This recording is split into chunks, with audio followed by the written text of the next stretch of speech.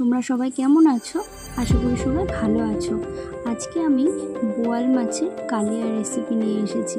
তোমরা দেখে বলো বোয়াল মাছের রেসিপিটা তোমাদের কাছে কেমন লাগলো। কাতলা মাছের কালিয়া তো প্রায় দিনই হয়, কিন্তু বোয়াল মাছটা একবার ট্রাই করে দেখো, তোমাদের অবশ্যই ভালো লাগবে। এখানে আমি কয়েক পিস বোয়াল মাছ নিয়েছি। মাছগুলোকে ভালো করে ধুয়ে নিয়ে লবণ, হলুদ আর একটু শুকনো লঙ্কার গুঁড়ো ভালো করে মিশিয়ে নিয়েছি, ম্যারিনেট করে রেখেছি আধ ঘন্টা। এবারে আমি সর্ষের তেল গরম করে আমি মাছগুলোকে ভালোভাবে ফ্রাই করে নেব। বোয়াল মাছ ভাজতে গেলে ভীষণ তেল ছিটকোয়, তাই জন্য আমি গ্যাসের ফ্লেমটা একটু কমিয়ে নিয়েছি। লো আছে আমি মাছগুলো দিয়ে তারপরে মাছগুলোকে ফ্রাই করে নিচ্ছি। মাছগুলো ফ্রাই হয়ে গেছে। এবার এই মাছগুলো তুলে আমি বাকি মাছগুলো এভাবে ভেজে নেব। ভেজে নেওয়া হয়ে গেছে।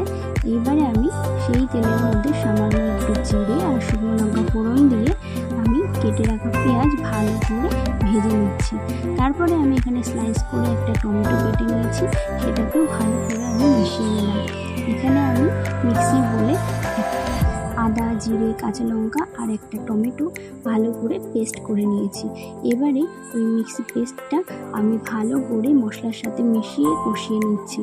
এবারে আমি এখানে সামান্য স্বাদ মতো লবণ, হলুদ আর কাশ্মীরি লঙ্কার গুঁড়ো ভালো করে মিশিয়ে নিয়ে মশলাটাকে কম আঁচে ভালো করে ফ্রাই করে নিচ্ছি। মশলাটা আমি অনেকক্ষণ ধরে কষিয়ে নিয়েছি। এবার মশলার উপর দিয়ে তেল উঠে গেছে। এবারে আমি এখানে জল দিয়ে দিলাম।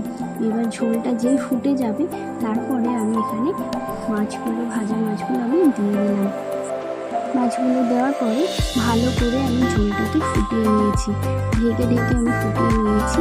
এবারে আমি দেখলাম ঝোলটা কমপ্লিট হয়ে গেছে। সামান্য একটু ঘরে বানানো গরম মশলা ছড়িয়ে গরম ভাতের সাথে পরিবেশন করলাম। আজকের মাছের রেসিপিটা দেখে তোমরা বলো তোমাদের কেমন লাগলো। সবাই ভালো থেকো, টাটা।